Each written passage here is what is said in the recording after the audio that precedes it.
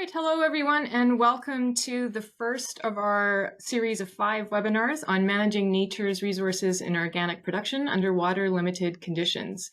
We're going to run this webinar series every week from November 2nd today to December the 7th on Tuesdays from 12 to 1:30. So please join us every week and for the next few weeks. Today's webinar is the first one, and it's on water management in organic cropping systems, lessons from New Mexico. So I'm Karen Clausen. I'm the program manager here at the Manitoba Organic Alliance, or MOA. And in addition to hosting this series, we also run other webinars. And we did this summer a couple of YouTube videos that you can check out on our YouTube channel, where farmers around Manitoba shared their experiences in implementing some climate-friendly practices on their farms. You can find out more about us on our website as well at Manitoba Organic Alliance. And we're very happy to be, this is our second year of partnering with the University of Manitoba Natural Systems Agriculture. And we have Dr. Martin Enns, who will be helping to, who will be hosting this webinar series as well, who I'll introduce you to in a few minutes.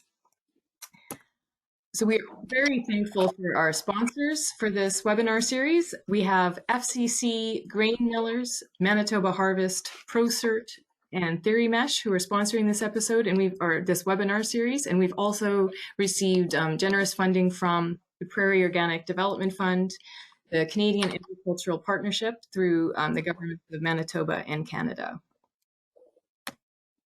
We have agronomist credit for you at the end. So if you wait to the end of this presentation, you will see a little QR code, and you can scan that, and you can it'll take you to a link to apply for your CCA credits. Today or tomorrow, we'll also be sending you a link to the recording of this webinar, so look for that in your email box. If you have any questions throughout this webinar, please type it into the questions tab, and we will try our best to get your questions answered at the end of the presentation. If we don't have time for all of your questions, we will try and get an email response to you, to this group, by the end of this week. So I'm really excited about this webinar series as well. In addition to working for Manitoba Organic Alliance, I'm a farmer sitting here in southern Manitoba and have never spent so much time looking to the rain clouds that did not come all summer. So I'm really excited about this webinar series, and I really want to thank Dr. Martin Enns, who's put this all together for us. So in saying that, I'm going to pass this presentation over to Dr. Enns. Okay, thank you very much for that introduction, Karen. Can you hear me, Karen? Yeah. Okay, great. So welcome, everyone. I'm really excited to have Dr. Sangu Angadi join us today.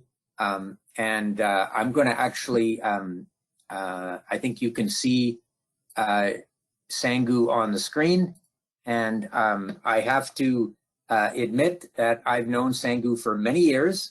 Sangu was actually came to the University of Manitoba as a Commonwealth Scholar from southern India, from Bangalore, and he completed his PhD here in my lab. And then Sangu has had experiences with Agriculture Canada in Swift Current, and working at the University of Manitoba, and is now working as a professor at New Mexico State University. So Sangu, welcome to the program. Thank you, Martin. How are you today? Pretty good. Actually excited to talk to presentation as well as interaction with farmers in Manitoba after a long time. So I'm looking forward for that, actually. That's great. And what's the weather like in, where are you, and what's the weather like today? I am on the east central tip of or edge of New Mexico, and it is very close to Texas. Actually, we are 8 miles to the border, and the same way we are on the edge of Ogallala Aquifer. So pretty stressful environment from all the angles you look at. Means for agriculture, it is pretty stressful. Means so we have drought, we have the stress, heat stress, cold stress, as well as wind. So everything happens here. So that is my location. Okay. And well, that's great. So I'm gonna just ask you a few questions before we invite you to give your seminar. If that's okay with you, I was going to ask you, like, how do you define drought, and how many droughts have you experienced? Okay. Drought for me means I'm a crop stress physiologist, and so I'm trained with you. So I think from the agriculture perspective, rather than meteorological or lack of rain is the only definition of drought. So for me, drought is something that affects plant growth and yield. So that is that can happen because of multiple things, means lack of rain or sudden heat stress, or the inability of the soil to hold the water and support that water for the plant, and all those can cause this drought. So some of I would feel that in an agriculture where we are losing our organic matter quite a bit, all of them can play a significant role in plant experiencing the drought. Okay. So with that, yeah. Sorry, go ahead. Means how often I have seen the drought, or how many droughts I have seen. That the answer for that one is how many years I have been in Clovis. Actually, means basically, I remember I came to Clovis from Manitoba. Actually, I drove and joined this position on September 1st, and it was raining. It was not raining heavily, but it was drizzling, and I went and reported to my work, and I told my boss then that this doesn't look that stressful environment, because it is raining, it looks nice. And the next rain we got was following June. So that is basically a drought that happens here. It's always, we get 17 inches of rainfall, but that is pretty good for supporting an annual crop. But the thing is when it happens. So it's the less rainfall during the season will also cause drought, or when that 17 inches comes, that will also cause the drought. So because of that, I would say that we get that drought quite often. I would say at least in our environment, it is 1 in 4 years. It's dryland cropping is almost failure. 2 in 4 years is a challenge. Some people succeed, some people won't. It's 1 in 4 years is probably most people make some money. That is the situation here. How would these sort of droughts compare to, let's say, Swift Current, Saskatchewan, where you worked for a number of years? There are two things. Mm-hmm. The two things I would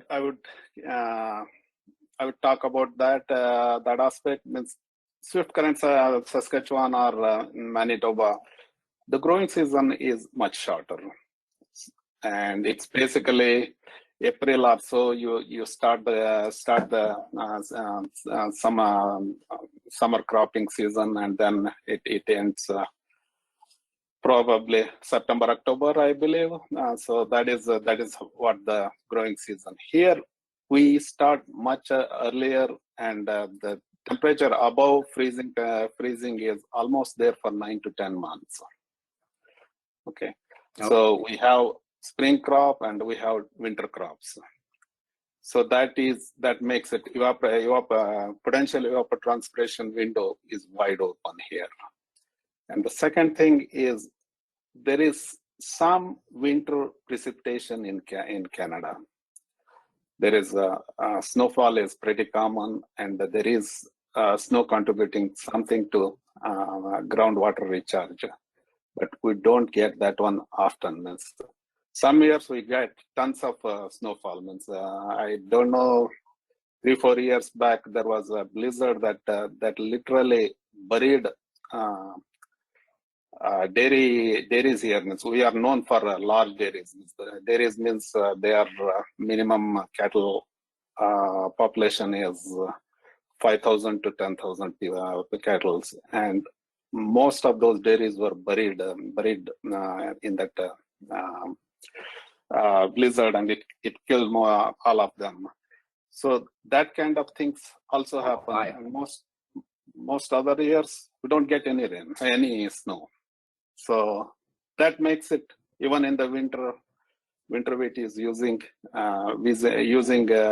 water, and the evapotranspiration is happening. So that is the difference between Canadian Prairie and here. What we are. Okay. You know, I know you have a presentation prepared, and we want to get to that shortly. I just have a couple of, and maybe you're going to cover this in your presentation, and you, if you'd rather talk about it there. But one of the things that we experienced in Western Canada this summer with our very, very dry and dry conditions and high temperatures is different crops responded differently. And I'm wondering if you want to talk a little bit about how do different crops access water differently? Or how do different crops, what are the drought tolerant crops? What are the drought sensitive crops? That is a good question, Martin. What we have focused in our agriculture for over the last hundreds of years is focusing on only few crops, and trying to do everything and develop them for all the solution. Probably organic farmers are better in that way because they look at a lot of alternative crops. So that creates the question is, what is the drought tolerance and how the crops differ? These crops are evolved in different parts of the world, and they are known to handle drought differently, and they are known to use water differently too. For example, the sunflower, per unit length of root system, it can pump a lot of water from the ground, from the soil profile. Means it is very efficient in using it. At the same time, if it is a drought, then it over exhausts the profile too. So compared to that one, wheat or some other legumes, they don't focus on pumping that water that fast, but they have other drought tolerant mechanisms. I will try to touch some of them in my presentation. So there is a lot of variation in crops, and that is where the organic farmers and the changing market scenario, that is creating a lot of opportunities and some exciting things that we can see in the future actually. So. Okay, just one last question on that, Sangu. When you worked in Swift Current, what would you have considered the most drought tolerant crop for the Canadian prairies?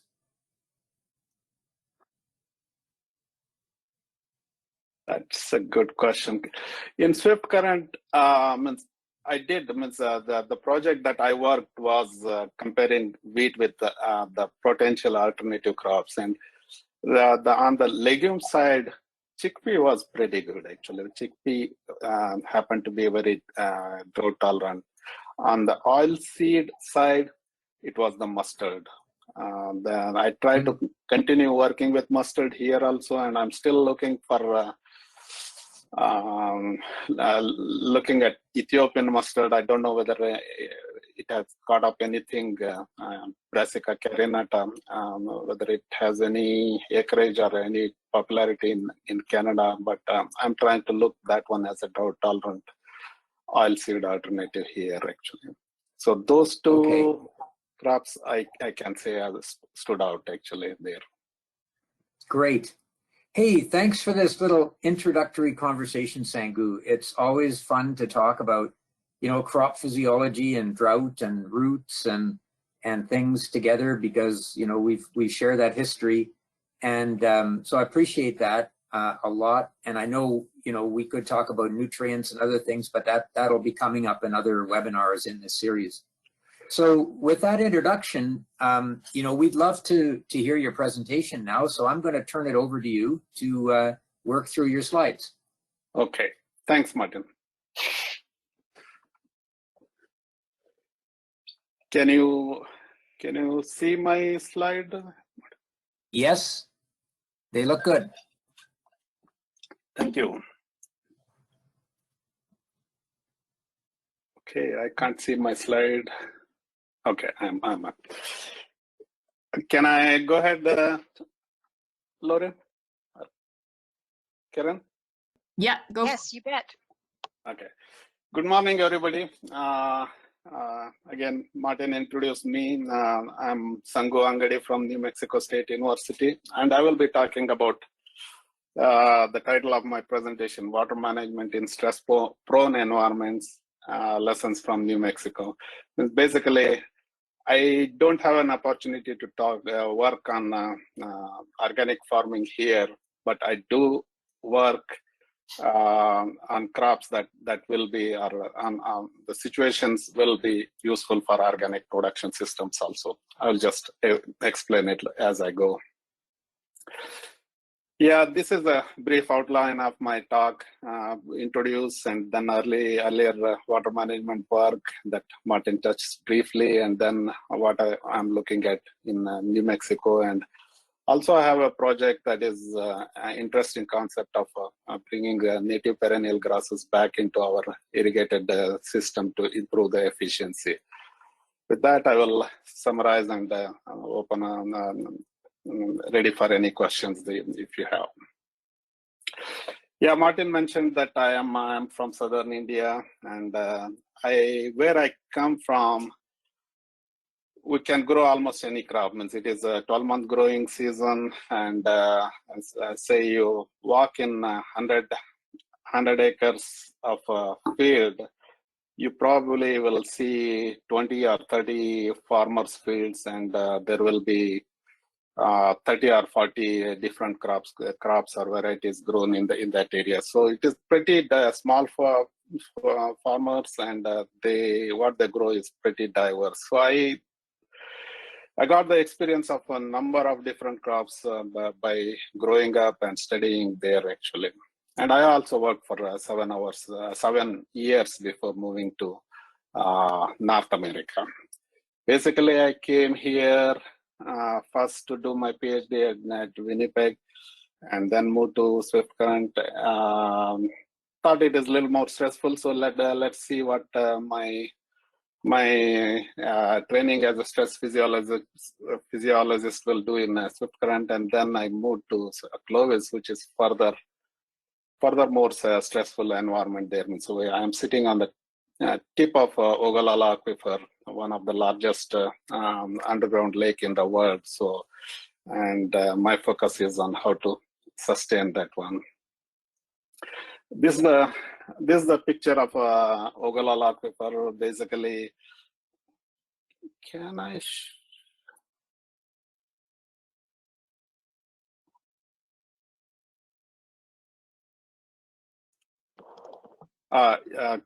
You can see I'm located here, and Ogallala Aquifer irrigates about more than 15 million acres of land over 8 states, and a little bit of it is in New Mexico. And we probably, Center Pivot is the major irrigation system, and we have more than 150,000 pivots in those 8 states. This is the location of my research center, and if you look about 50 miles east of us, you can see the number of pivots that you see. So it's a extensively developed irrigated production system.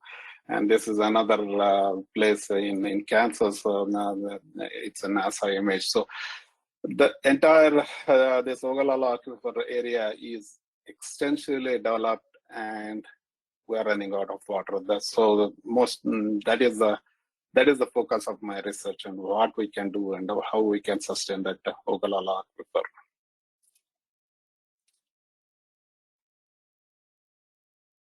Okay.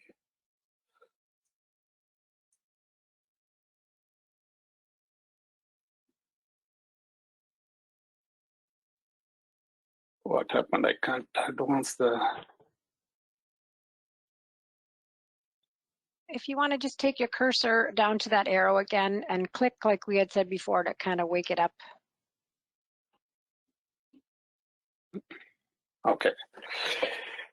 Yeah. I just will ask with a question, means what is this picture showing, and what is the relevance of this one to organic agriculture?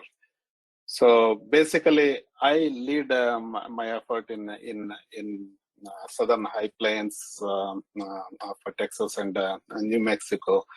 I try to look at a lot of diverse crops, means, how they fit in our environment and how efficient they are in using the water in our situation.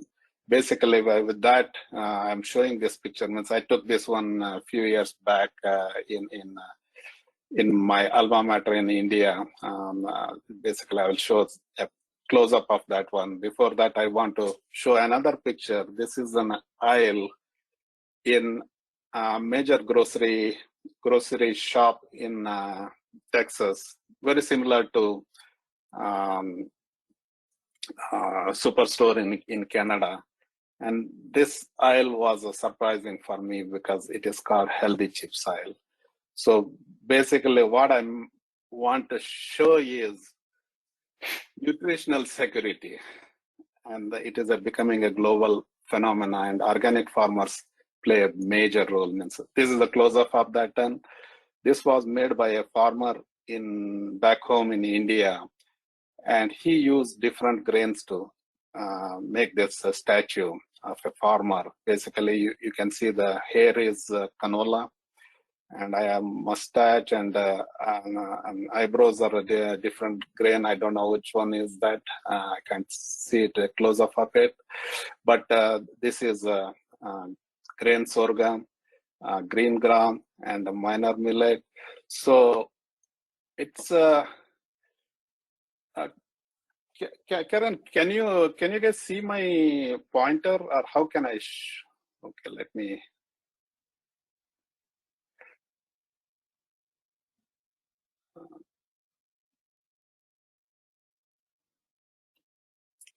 I will use laser pointer.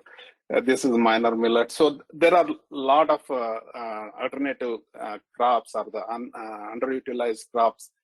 They are being considered for nutritional security of the world, and that is where the organic producers play a significant role in meeting the consumer demand. It's earlier, food was looked as just a source of energy, but now it is not. It is a source of nutrition and how it keeps us healthy, and everything is coming back, right? So we need to care for that, and that will help the crop diversification effort of researchers like me. And at the same time, it will provide a market for high value organic producers, products everywhere. And that brings to this question, the diversity of plant root systems. I did introduce that there are the crops very, there's underutilized crops are only focusing on major crops is not the greatest thing, but this is the picture of the diversity of plant root systems developed by U.S. Botanic Garden. I took this one in 2015 in Washington, D.C. Basically, and this is basically, you can show it here like this. Means most of the native plants in the U.S., they differ quite a bit in their root system. So when you look at the natural system, if you think this is the entire profile, and the crops were efficient in using the whether it is the nutrients or the water resources from the whole profile efficiently. Means say that this crop with a shallow root couldn't use the deep water, but the next crop with a deep root that went ahead and used that thing, and even the nutrient cycling was also benefited by this diverse root system. How we can think of that in agriculture system? These are the some of the routes that I just drew for this presentation. These are just a hypothetical thing. I have not dug and looked at the root systems of all of these, but I do have some water extraction pattern information, and based on that, I have drawn this one. For example, sunflower is probably the deep root system, and so is safflower. Guar, that is another deep-rooted system. And compared to that one, cereals are shallow-rooted and some of the legumes are shallow-rooted. And this is a perennial grass system, which is much deeper than any of the annual crops that we grow. So with that, I really look at our water cycle in a simple way. Means we do have rainfall, and in our case, irrigation as an input, and we need to improve conservation of this water and encourage plant to use it as much as possible. Means whether it is one crop or using the rotation multiple crops in the system, and use it for transpiration and reduce evaporation, runoff, and leaching. So basically, try to achieve more crop per drop. That is the focus of my research. And what is the ideal crop? Means typically this is a conventional thing. Means what we assume is there is a slow use of water by our major crops, and then there is the peak water demand in the middle of the growing season, where our rainfall is also maximum, and then it starts tapering off. That is the assumption. But the thing is, that doesn't happen always in a rain-fed system. So we need some dream crops or some crops that can make use of the water that we get or the resources when it's available. But many of our traditional crops may not be ready all the time. So we want this dream crop. But when the dream crop can utilize that benefit, means in our system, at 12 months, it can use that resources, right? So it should be ready anytime. But can we do it with one crop? No. We need multiple crops that can benefit from these opportunistic rainfall or resource availability. So that is where the crop diversification plays a major role. Actually, sometimes if the rainfall occurs late in the season, there should be some crops ready to use it. So when I was going to school, I learned that you provide more water or any resources, and the productivity increases. And that is the simple linear formula we use for most crops during our college days or my early career. But in reality, there are so many diverse crops, and there are so many diverse opportunities. We need to have crops for all the occasions. So I basically see in our stressful environment in Clovis, we can't stay with this thing. Means corn is a great crop, but if we keep adding corn more water, it will keep using it and increasing the productivity. But we're running out of water. I will just show some pictures later. So we need corn. At the same time, we need some crop that uses water up to a certain stage, and then it tapers off. So that both of them should be part of our cropping systems to reduce over exploitation of Ogallala Aquifer. We should be matching our water use as closely as possible to the natural rainfall. then only we can sustain our dwindling water resources. So with this, first I will just start with the University of Manitoba work that I did. Basically, this is the PhD work that I did with Dr. Enge. Basically, we looked at what happens if we reduce sunflower stature and a little bit of early duration on the water extraction ability of that crop. Means basically by reducing height as well as reducing the duration, we lose its ability to extract soil moisture efficiently. But what I want to say here is this also has a role in our cropping system, and this also has a role in our cropping system. So we need to be careful about what we need. That is what I want to show here. And after that, as Martin mentioned, I moved to swift current, a little more stressful environment. And here I wanted to look at what alternatives we can have. Means that was a winter wheat fallow cropping system area when I started working there.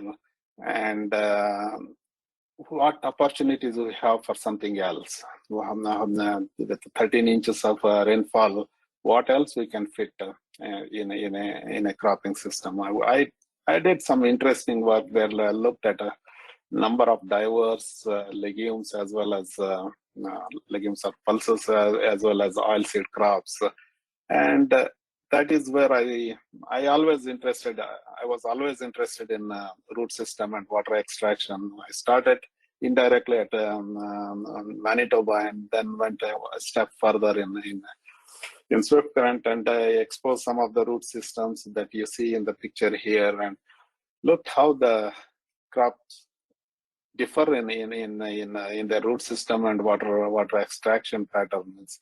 This is a rough ranking that I can say. Means pulses are the shorter rooted crops, and cereals fall somewhere in the middle, and oilseeds in general are deeper rooted according to my observation. And this is what the water use efficiency of some of these crops you can see. Means the slope of these curves is the water use efficiency. So wheat and the oilseeds were poorer in water using that water, but at the same time they are oil-rich seeds, so that makes a difference. But in pulses there was a big difference. Means field pea, for example, it used less water, but it was pretty efficient in using that water. So plants vary, and they all have a role in our cropping systems. Yeah, and with that, I moved to New Mexico, and I continued looking at the alternative crops and what are their water extraction ability, and how we can reduce the overexploitation of Ogallala Aquifer.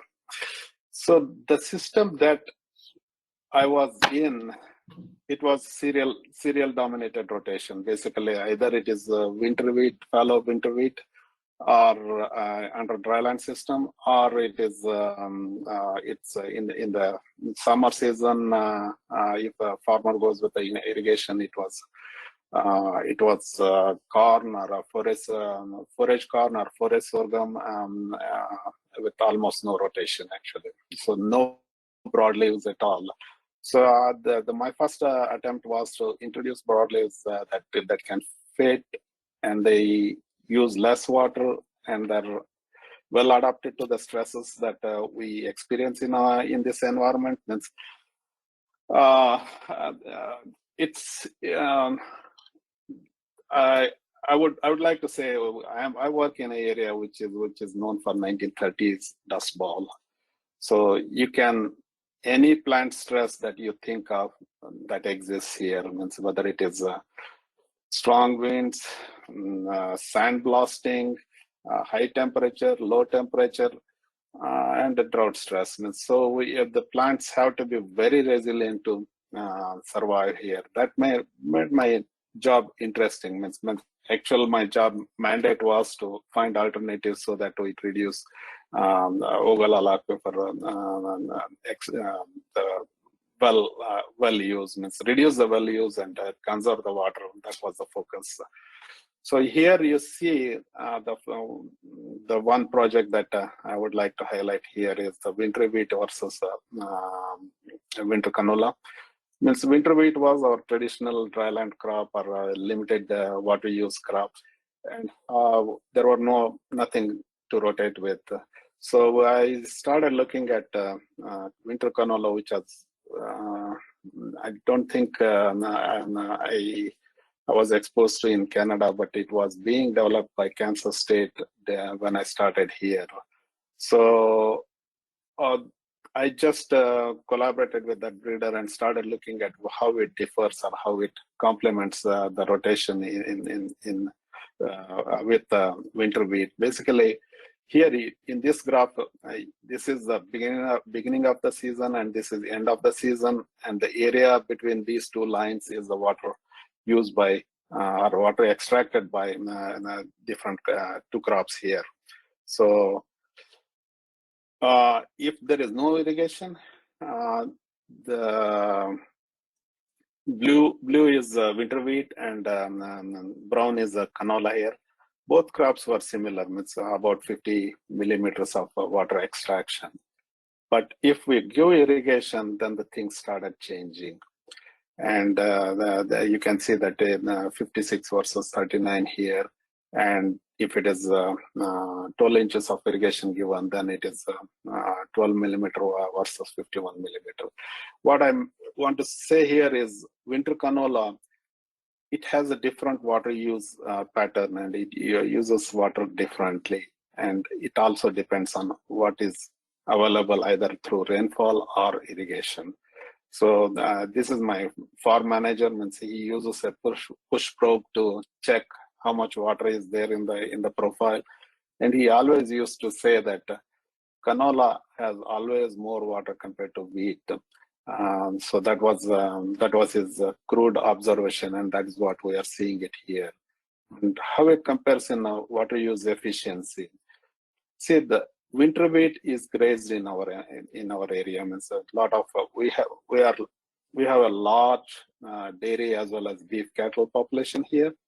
So we are always a forage deficit. So anything that we can use for forage, we want to use it. So the winter wheat is invariably grazed and then left for producing the grain. And it varies depending on the moisture situation, how far they can go with the grazing. We wanted something similar with canola. Now there is some interest in canola for grazing too in our area, grazing or silage purpose. So the forage or biomass production, water use efficiency, that was comparable with wheat in 2 out of 3 years. But when it comes to grain, there is a difference. Again, as I told, the winter canola is an oil seed, and it is rich in oil, so it makes a difference there actually. So, but still, it was a pretty good in responding to water availability, and it helped us quite a bit actually. Next, I started thinking further reduce the water use with these alternate crops. These alternate crops, the market is not always there, so we are developing the market, and they cannot compete with the main crops like corn, because they don't make that kind of money. So how we can grow with least amount of water, that will be the focus of my research. We want a drought tolerant or drought stress adapted crop for our region. It should use less water, and it should also respond less if we reduce the irrigation water. Basically, it is like a rain-fed situation that happened in Manitoba. If the rainfall fails, it should be using some of the residual moisture from depth and offer some resiliency for the cropping system. That is the focus, I can say. So what we did is, this is the typical center pivot irrigation. Means it just wets the top continuously. Means probably most of you know that here a farmer in southern high plains, he plants corn, and once the planting is done, he starts his pivot, and it sprays little amount of water, means 1 inch, 1.5 inch every 4 years. Means it once it starts, it continuously irrigates till it is ready for harvest. So the pivot never stops. So every 3-4 days, it is making a circle, and it continues till it is harvested. So that is this situation. Okay, but what I wanted with the alternative crops is, when the corn is not using water and when we are not competing for that water, if we can store some moisture in depth or at the lower soil profile, similar to fallow system in Canada, where fallow crop fallow system was followed earlier. But the thing is, some of the crops used earlier, means like wheat, it is not great in using water from depth. But we are looking at these alternative crops with a really deep root system, and they can pump some water from the depth. Means an inch of water during critical stages from this deep can contribute significantly for improving the water productivity of that crop. That is what my interest is. So to do that, the pre-irrigation or pre-season irrigation or dormant irrigation in case of winter canola, we applied using the pivot, but we didn't use the spray pad, but we used a bubbler irrigation system, so that the water dropped directly onto the ground and soaked in deep into the soil profile. Whereas no pre-irrigation, we didn't apply anything. But after that, we came back and did some deficit irrigation management, like critical growth stage based irrigation, where we irrigated some stage and skipped irrigation during some stage. Basically, for this research, I really relied on 2 stages. One is pre-flowering, and the second one is after flowering, because I couldn't control very short growth stages. That is harder in our environment. This is how it looks. Everything was managed with the center pivot. So here, this is a pre-irrigated block, and this is a no pre-irrigated block. And if you look at this is a full irrigated, and stress at vegetative stage, stress at reproductive, and dryland production system. Basically, if we are irrigating 12 inches and we want to drop it by 4 to 5 inches, basically. So that is about 50% was the target in our case. And pre-irrigation, we always target about 5 to 6 inches. And this is a picture of showing that 2 safflower cultivars, how they responded, pre-irrigation versus no pre-irrigation, and 5 irrigation levels. That is shown here. And they do respond to this irrigation management. Actually, means you can compare that without pre-irrigation, and dryland crop looks like this, and with pre-irrigation, it looks pretty decent in that situation. So this is the 2 years data that I'm showing here, and you can see that in a more typical year, when the rainfall situation is pretty good, the benefit of pre-irrigation was okay. It was not that great, but if it is a dry environment, which we see quite often, that is pretty significant. Almost it doubles our production. And again, with irrigation, it increases seed yield, but we don't have this irrigation. We need to decide where is our cutoff point. And going with a critical growth stage based irrigation system. And again, those 2 years, you can see that if we reduce the irrigation by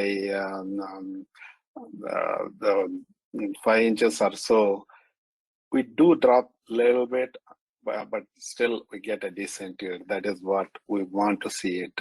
And the same thing happened in the second year too. So, and another crop that I'm really working in the recent years is guar. I don't know, many of you heard this one, but this is a desert grown, desert adopted legume that's invariably used in a cover crop mix, and it's a industrial crop. It is used in food and cosmetic and pharmaceutical industries. Pretty versatile crop. It produces Guar Gum, which is even used in on oil and natural gas industry for fracking and even for drilling. So this crop basically, with the fracking industry taking off, a few $1 million import became $1 billion import in the last decade. So we started evaluating this crop to produce part of that $1 billion import in the deserts of New Mexico, basically. So again, the question is how to grow this one with minimum irrigation or under rainfed conditions. So that is the focus here. And we did a study for 3 years, and you can see that this is a more typical year, and we got excessive rainfall in 2019, but it literally damaged the crop. That's what I sure that ideal crop water use versus yield relation. There are crops that don't like more water, actually. Means this was totally destroyed, and I'm not showing the data from that one because yield levels were extremely low. And we got an extremely dry year too, so that made this comparison pretty good, actually. So these are the data from 2 good years. Basically, you can see that the deficit irrigation increased yield, but not that great. Means it's okay, but in a drought year, definitely it made a significant. So 5 inches increase, 27% yield increase here, but 5 inches increase, almost 70% yield increase. On a dry year, definitely it is great. And when it comes to in-season irrigation, in a typical year, Guar didn't respond, actually. It was the same with the, whatever the irrigation systems that we had. But in a dry year, definitely it responded. So for example, if we irrigate after flowering, then with 36% less irrigation, we only lost 14% yield. This is great if we can use this technology to reduce irrigation water use. But on the other hand, if we skip the irrigation during reproductive stage, then it was 40% less water. It reduced 40% yield. So that didn't work great. So these are the same concept. The growth stage based responses. I evaluated 4 different crops over 8-9 years, and what I have seen here means crops differ in their response to the water availability, basically.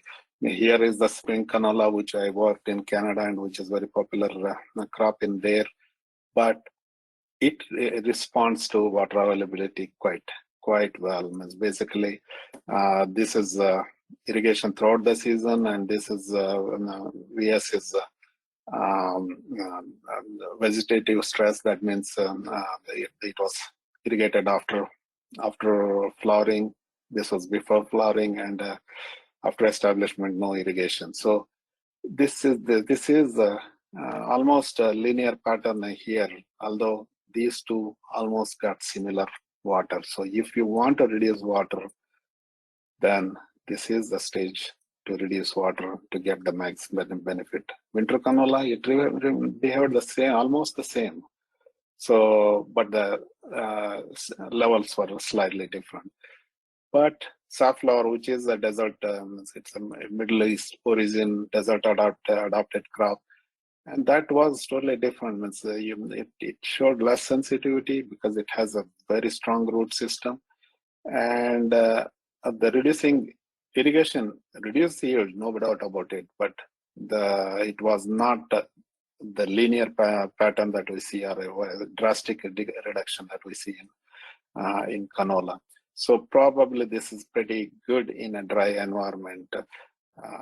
And it's also very heat tolerant, and it tolerates our wind pretty good actually.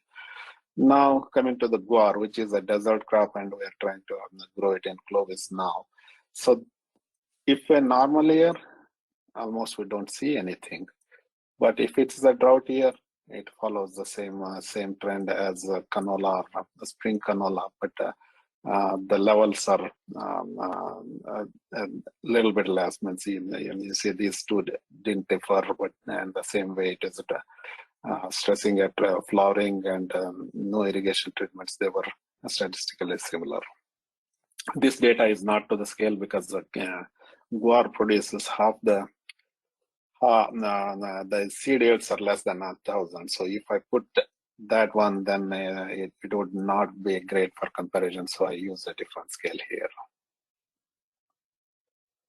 So how they use the water in that situation? I'm just showing only one example here. This is a guar for 1 year. Basically, this is the water extraction at different depth in a no pre-irrigation situation. And this one is when the pre-irrigation is there in the sun, or some pre-irrigation was given and the soil profile is refilled. Basically, what I can say is this is the water guar extracted after a previous crop of wheat. Means this is the extra water that guar got it. In this case, I can say. Whereas this one is the pre-irrigated water. So the crops vary in how efficient they are in using this thing, and this, if they can go and get some extra water from depth, and that can have a big impact in the rotation. For example, compared to wheat, what farmers say in our area here about canola is it's a great rotational crop. Means they do see 25% yield increase with winter wheat grown after canola. So the little bit extra soil water extraction ability, or leaving that extra water for the next crop, that has a role in the cropping system. And so that's the same thing I observed with the feed pea in my Canadian work. So this is something to keep in mind. And what about the growth stage based stress, how it affects the water extraction? This is the water extraction in post-flower irrigated treatment. Means there is water given in the top surface and the plants are getting that water. In addition, they will extract little bit of water from the depth depending on the stress during the growing season. Means one thing that I forgot to mention is my irrigation for all the alternative crops is to reduce irrigation water use, and it will never cross more than 12 inches of annual irrigation, which is compared to 30 inches plus or minus for a crop like corn or forage corn. So it's much about 1/3 of what farmers irrigate for their traditional crops. But here in the green, this is the treatment that is stressed after flowering. Means plants try their best to get the water from depth to support their yield formation. if there is a stress after flowering. So that is what you see it here in guar, and that is similar thing I have seen it at safflower or even with canola. You see the similar thing. With this, I take you to a totally different project that I am working on. Basically, this is an alternative strategy. Means I mentioned I am from the Dust Bowl area, and we used to have a bisons roaming here, and we were known for the short grass prairie.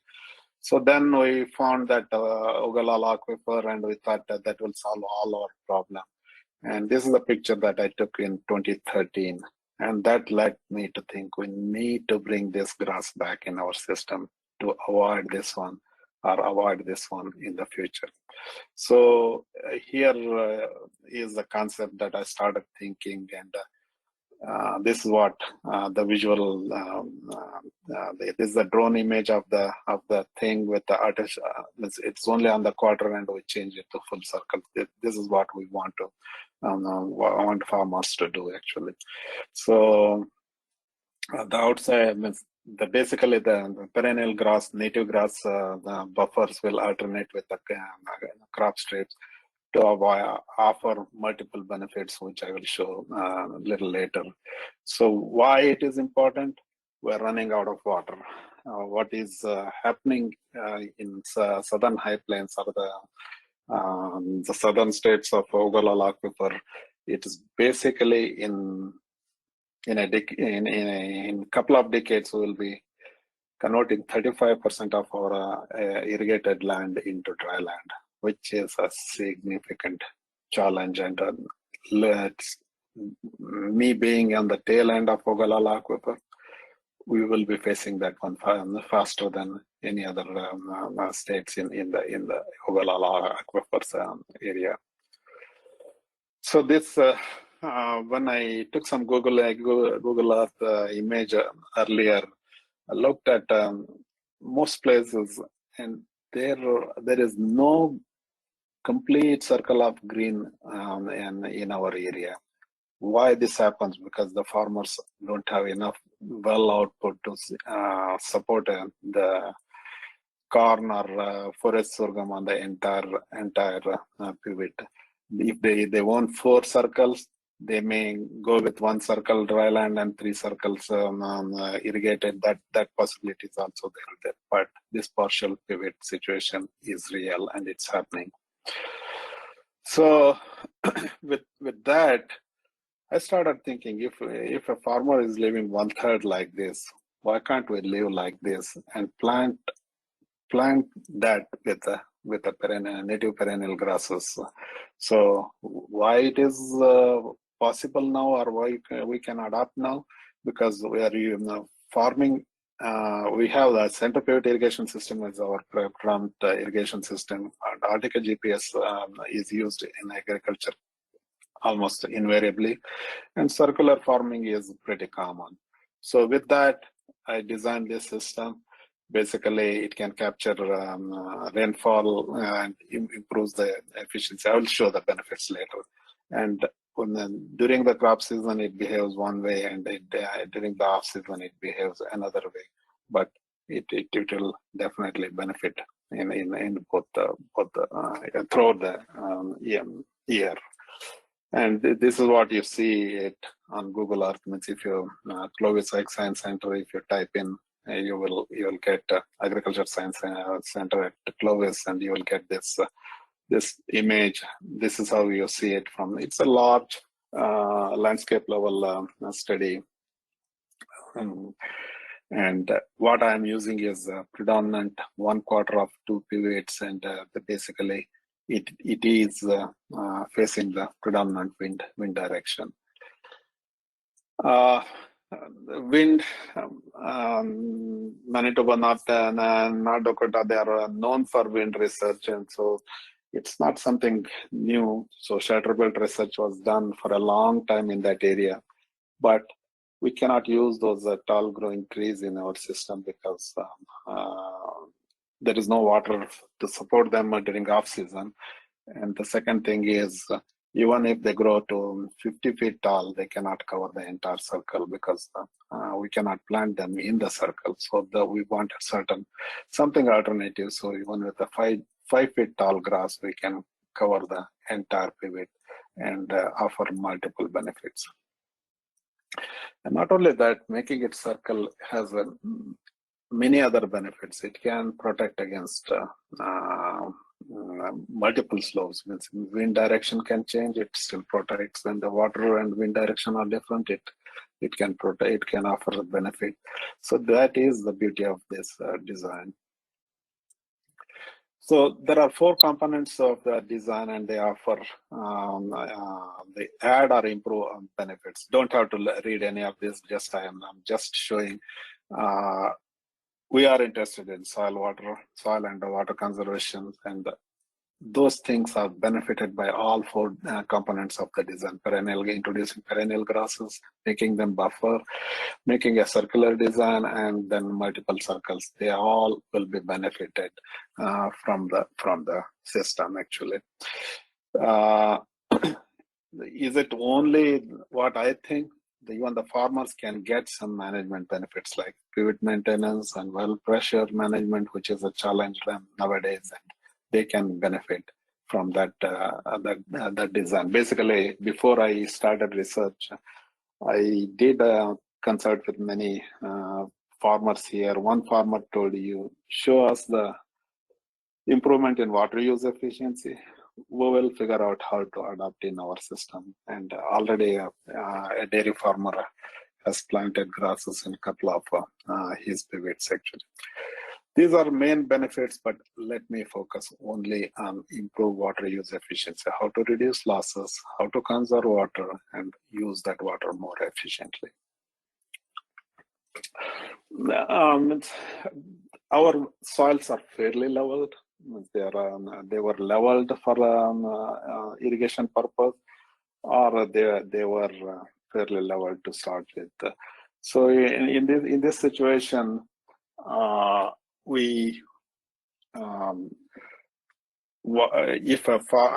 they are very poor in organic matter content. There is nothing to slow down the water runoff, actually. So if a farmer gives 1.5 inches of water or 2 inches of water, you see the water running off from the pivot. And that is with the irrigation, which is a uniform slow application. And if the 2 inches of rainfall we get or an intense storm, most of it leaves the pivot. So if these buffers act as barriers and increase the ponding, then most of that water will be conserved here. So with that, last 2 years we are looking at what happens after a heavy rainfall event. Means I have a PhD student working on this one. So I told we get 17 inches of rainfall, and with the changing scenario, at least half of it comes as an intense rainfall event, and that is not conserved in the agriculture system. That is the report from NRCS. Actually, Colorado State University and NRCS in Colorado, they have some very strong data to support that one, actually. Even in rangeland system, there is an issue with losing that water. So with that, we started tracking rainfall events. So basically, you can get when there is a heavy rainfall forecasted. So we'll go out and take the neutron probe readings before and after and see what happens with our annual crop in a circular buffer strip compared to control system. So here is a visual picture after 3 inches of rainfall that we got. So you can see in a control system the water running off from the thing.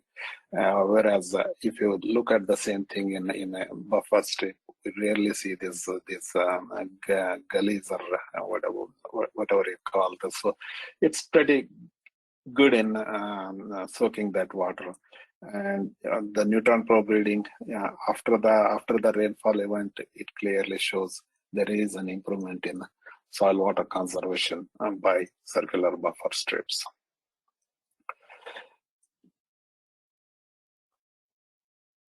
And basically, this is the wind.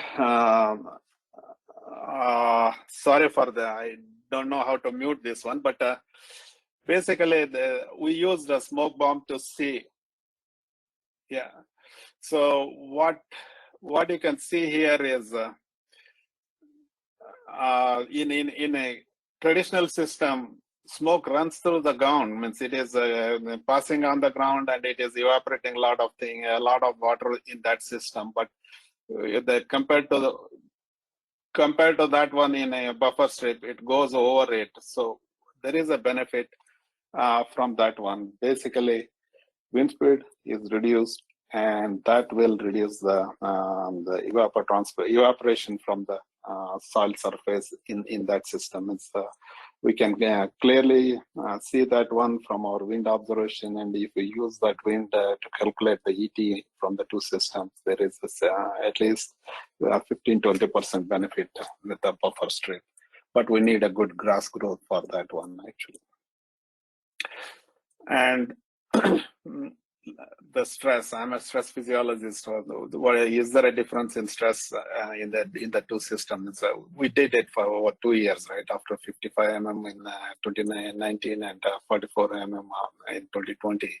So you can still see there is the corn crop was more stressed in conventional compared to the circular buffer strip. And water use efficiency over a short period means, so we took the biomass just before the rainfall, and we also took the biomass after a few days, 7 to 10 days after that rainfall event, and we calculated corn biomass water use efficiency, and you can see a difference in both years. It was showing a significant difference. So ultimately, it's the yield, right? So we do have a small plot or a small location hand sampling, but a few years back we decided we will take the combine harvest on both of the system. Basically, we took the entire 20 feet wide strip in corn, as well as in a circular buffer strip, as well as in a conventional corn. And we had 12 passes in buffer strip, and we compared that one with the 12 passes in conventional system. So this is what we saw. There is a clear benefit of a circular buffer strip compared to the corn system that is grown in our environment. And how the benefit varies from this is the outer edge of the pivot. So basically, right next to the grass, there is 9% benefit with the grass buffer strip. In the middle, it is 20%, and on the inside edge, that is 15%, and that continues. Basically, this is the average of 5 strips, and that basically increased yield over control corn by 15%. So what I want to say is the incoming stressors reduce the benefit at the outer edge, okay, and also the grass will compete with the corn in the outer edge, but still it gives 9% yield benefit. And when there is no competition, then the benefit increases to 20%. And inside, there is the stressors coming from outside is reduced, but still grass is competing with that one. So that reduces the benefit, but we are seeing a 15% benefit in there. So this thing, we did it over 3 years, and we are seeing more or less similar benefits. The levels vary, but a similar trend over the 3 years, actually. This 2020 was an extremely dry year, and we were almost thought we lost one season, and the corn recovered and still made about 65 to 75 bushels, but even in that environment, circular buffer strip offered a benefit over conventional system. There are other benefits, means soil compaction or greenhouse gas emission, carbon sequestration. That is additional bonus we can say. And if we are successful to develop this system and use in our entire Ogallala Aquifer, probably we can reduce the decline of Ogallala Aquifer, or slow down the decline quite a bit. And we also have seen the insect biodiversity benefit, the snow trapping benefit. The recreational use, we are seeing some small animals there, but that is if wide-scale adoption of this one, definitely it will help in that one. And we are seeing some bird nesting in the grass all the time. So it is getting some attention everywhere, and even the professional society invited me to give a talk and given the international global diffusion journals, they have published this one, and so it's getting attention. Hopefully there will be different good versions of this one for farmers to use. I feel the water management will play a significant role, and the better we understand how the crops work, how different crops work, and having a crop diversity in the system, it will definitely add to make our cropping system more resilient, especially under uncertain conditions. Sometimes we may be irrigating a crop with a circular buffer strip, the center pivot system, for example, and we are giving enough water, and suddenly the temperature jumps from 90°F to 110 for a week. And the water we are providing is not enough to keep up with this, and that will hurt the crop badly. And so there is a need to understand those needs, and to make it resilient, we need our diversification and focus on different root systems of the crop. And organic cropping system or a changing consumer demands are greatly helpful for looking at these non-traditional or underutilized crops. That is a positive thing, I think. And circular buffer strips, I'm talking for center pivot system, but the people are my project has led to people thinking in the dryland systems too. So there are recently USDA and NIFA funded a $10 million cap grant that is, I believe it is from North Dakota. That Wisconsin is the lead institute, and it will be done from North Dakota to Wisconsin, I believe. So there will be people thinking to use out-of-the-box concepts to improve efficiency, and we need to keep looking for those options. With that, I will stop here. Probably I exceeded my 40 minutes, I believe, by 4 minutes. So, thank you, Sangu. That was absolutely terrific. Thanks, Martin. I was taking notes, and I'm going to encourage everybody to put their questions in the question box. So go to questions and type in your question, and then we'll have Sangu try to answer them. But while you're thinking of your question, Sangu, these grass strips, I know there is an organic farm in Montana that uses them every 200 feet. So they're already starting to adopt some of what you're talking about. That is a great news. It is. There are a lot of potential to use this system. It is just I'm showing one version of it, but I want to see very diverse versions everywhere, and they have benefits, and they will improve the resiliency of our dryland or irrigated cropping systems, and that is great to hear, actually. That's great. I don't see any questions yet. So one of the things that I took away from your talk is that rainfall before flowering is really important. It's more important than precipitation after flowering. Did I get that right? Especially with many of the crops like wheat and mustard. Can I, rainfall before flowering, you meant? Yeah.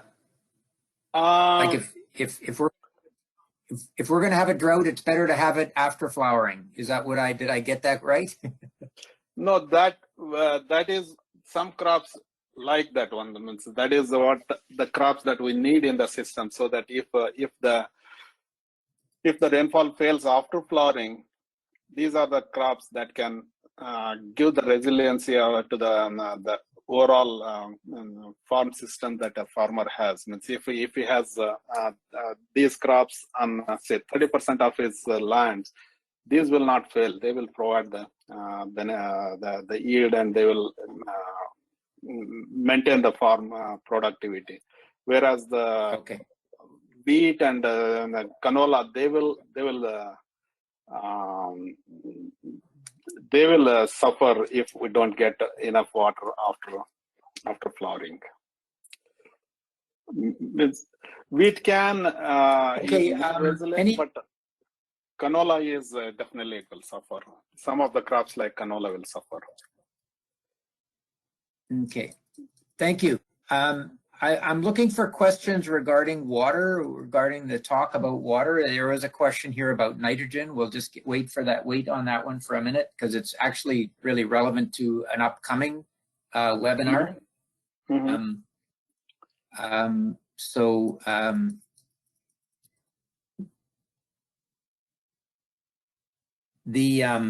So I have a question. I'm going to restrict it to questions about water.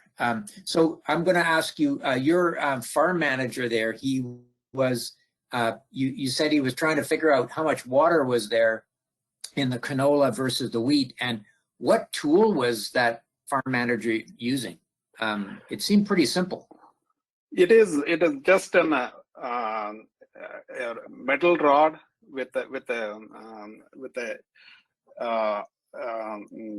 it's a steel rod with a steel ball welded to the tip, and the resistance soil offers, based on that you can estimate how much water is there. The more deeper you can push that probe, then more water is there, and if you cannot push it deeper, then there is no water.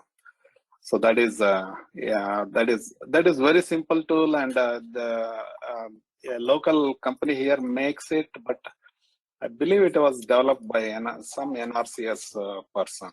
If you are interested, I can show a picture of that actually. Send a picture of that actually. Yeah, that's good. I am familiar with those, and I will we'd love to see a picture from you, and we can put it on the website. So what you're saying is that farmers in a year like this, where it's dry and they have questions about how much water they have, they could actually go in the springtime, and using the steel probe and the depth in terms of how deep they could push it, that would be a good measure of soil moisture content. Yeah, it is. It will give it will a good indicator actually. Yeah. And so, I mean, these are my Saskatchewan days coming back, because that was something that we did quite a bit then. So it's also very good for Manitoba farmers. I'm not seeing any questions in the chat, so people are being very shy. Or the soil. I'm seeing the probe is called a brown soil probe. Okay, I got a question here. So there's a question here of, have you worked with synergistic intercrops? Have you done work on intercropping grain? I did. Actually, we did have a couple of projects. One was canola and field pea intercropping system more recently, and I did have a major project where I was trying to introduce different legumes in forage sorghum production system. improve forage quality of the whole system. Basically, what was the main objective there is forage corn is our #1 crop. Most farmers wants to go with forage corn, but we are running out of water, and sorghum is a little more drought tolerant, and we can provide less water and get almost the same tonnage. But the challenge is forage corn silage quality is considered better than forage sorghum. So if we grow some legume with it to improve the quality of the mixture of forage sorghum and legume, then it will be a great for adoption. That was the thinking, and we did a major project on it for 4 years actually. So, but water use we did measure in one of them, but the challenge that I faced was these are the forage sorghums that grow 6 to 7 feet, and the earlier in the season, the radiation use efficiency and water use efficiency of the system improved quite a bit. Okay. But because our row spacings are 30 to 40 inch wide row spacings, we use 30 and most farmers use 40 actually.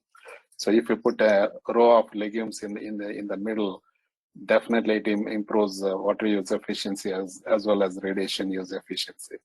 But once sorghum takes over, it was overly competitive.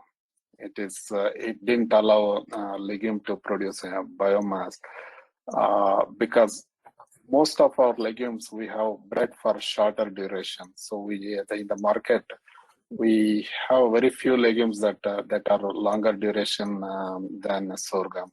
So ultimately, I found that lab and to some extent lima bean, they were the two legumes that did good actually. There are a couple of theses written on it, and we are working on some manuscripts from that one. But still, we need a legume that can tolerate that competition actually. That would be great. You know, that's really interesting because, I mean, organic farmers are very accustomed to growing mixtures, even if it's in the green manure year. But, you know, so I guess the answer to the question that was asked is when you're using short duration legumes against something like sorghum, then that is not a synergistic mixture. No. So that's interesting. Where do you get your lab seed? Because we can grow lab in Western Canada, and we've done research with it as a green manure. It's a wonderful crop. I mean, we've worked with it in Africa, but it's a wonderful green manure. Where do you get your seed? I believe it was internationally sourced. I mean, the two varieties that I was using in Texas, they do produce one that is a shorter duration. Rio Verde is the thing that seed was produced locally in Texas. Okay. Yeah. But Ronga is a cultivar that was a little bit longer duration, and it was more beneficial, and that came from, I believe it was New Zealand, or it's internationally sourced. I cannot remember, but it was not from US. Okay. I've got one last question here, and that is, do you harvest the grass from the circles? Yes, that is the intent. Basically, we do want to get some income from the grass, depending on farmers' need. Either they can graze during the off season once the corn is harvested, or they can take a swath out of it. This trial was planted the grass in 2017. So at least 3 years we have harvested the grass because we got enough rain to make a decent grass growth. Last year it was a miserable grass growth. We didn't harvest that one. We try to just move it back actually in that situation actually. So yeah. Yeah, there's actually a second question kind of related to this, which is interesting, and that is, have you tried integrating small animals within your system? We have limited land and would like to combine rotational grazing with this model. So I think you partially answered that question, but I think what's good about that question is you got people thinking about how they could blend on a limited land base, maybe some grain production with some forage production. I would love that one. Means actually, I presented this one to in multiple field days and multiple places, and people are interested to collaborate on doing it. But unfortunately, I am not set up to do a small animal research in our location, and we don't have any support for that one. So it will be great to do that actually, and definitely that will add to the benefit, because right now grass, we are not irrigating it and we are not fertilizing it. But if we have a small animals grazing that one, it will make it more sustainable. It will be getting that nutrients from the animals. So that will be great actually. And then we could extend that one further, is if we look at a system where the animals would graze on the grass and would be they would be nighttime corralled on the cropland to drop the nutrients there. You know, that is something that happens in different parts of the world. All right. That is interesting. Sorry, I'm just going to cut you all down because we've run out of time. But thank you so much, Dr. Thank you, Sangu. Yeah, you're welcome. And it was great. Thanks. Yes, thank you so much. And I see there are a few other questions, and we will either, like I said, there was a legumes question Martin mentioned that we will talk about in our legumes seminar, and otherwise we'll make sure that the other questions are addressed either in our email out to you guys later with the recording or in our next webinar. So we just wanted to thank, again, Dr. Angadi and Dr. Entz for helping to run this webinar today, and our sponsors. We have funding from the Canadian Agricultural Partnership. We also have funding for this through the Prairie Organic Development Fund. The government of Manitoba has been very kind to host this webinar and provide in-kind support for this as well. We have sponsorship from FCC, from the grain millers, Manitoba Harvest, ProCert, the organic certifier, and Theory Mesh. And just wanted to thank you again for attending our very first in the series of 5 webinars. Make sure you join us next week at November 9th at 12 p.m. same time for the next in the series of webinars. And thank you very much, and goodbye.